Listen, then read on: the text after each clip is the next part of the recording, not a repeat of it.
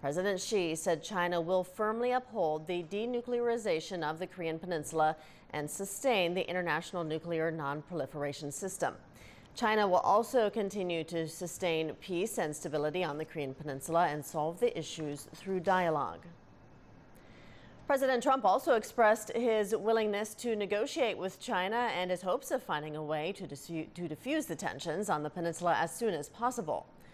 Meanwhile, President Xi said China attaches great importance to Trump's state visit to China this year, adding the two countries are preparing the first round of a social and cultural dialogue, as well as a dialogue on law enforcement and cyber security.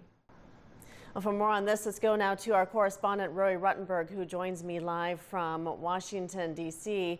And Roy, as I mentioned, the two leaders have exchanged their views on the Korean Peninsula tensions over the phone. Can you give us more details about what President Trump said, what his attitude is towards the tensions there on the peninsula?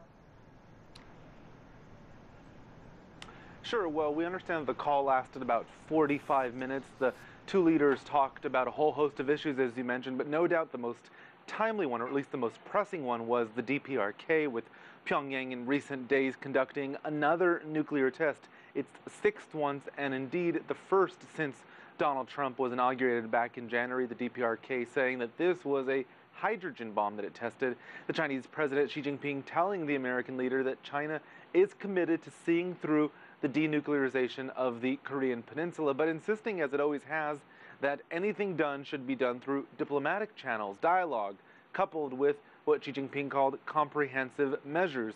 Well, how might that unfold?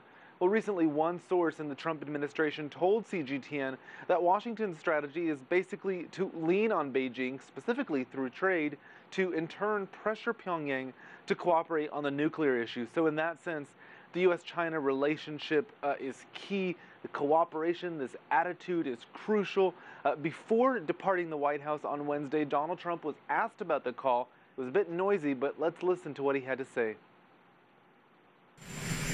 We had a very good phone call. It lasted for a long time. President Xi would like to do something. We'll see whether or not he can do it. But we will not be putting up with what's happening at North Korea. Well, Trump was then asked if he's considering military action against the DPRK. He said that's not the U.S.'s first choice, but, and I quote, he added, we'll, quote, see what happens. Well, Roy, this phone call between the two leaders, how could it affect future cooperation between China and the U.S. on the Korean Peninsula issue? What moves can we expect from the two countries next? Well, you know, on a number of occasions we've seen the U.S. administration and indeed Donald Trump say it's waiting for China to act, do more.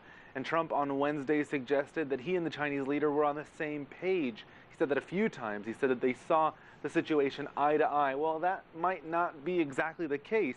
Remember, China is adamantly and vocally opposed to any military action when it comes to the DPRK. It's worried about U.S. efforts to oust DPRK leader Kim Jong-un, efforts China believes could destabilize the entire region. So while you can say that both sides share in the goal of a denuclearized peninsula, it would be a stretch to suggest they've embraced the same approach by any means. Now, in the coming month, or actually 6 weeks or so, Donald Trump is going to look for indicators from Beijing that it is indeed pressuring Pyongyang, that it's cracking down on Chinese clearinghouse banks that the U.S. believes are being used by DPRK state enterprises, that it supports new U.S. efforts at the UN Security Council, for example. The more the White House sees that Xi Jinping is cooperating, at least as it sees it, the more likely that trip will go smoothly. And how will we know how the next few weeks are progressing, how they're playing out? Well, we'll be closely watching any U.S. rhetoric on China, on issues like trade, steel, currency, really tying those together. All of these things that the White House has suggested it'll go easy on if China cooperates.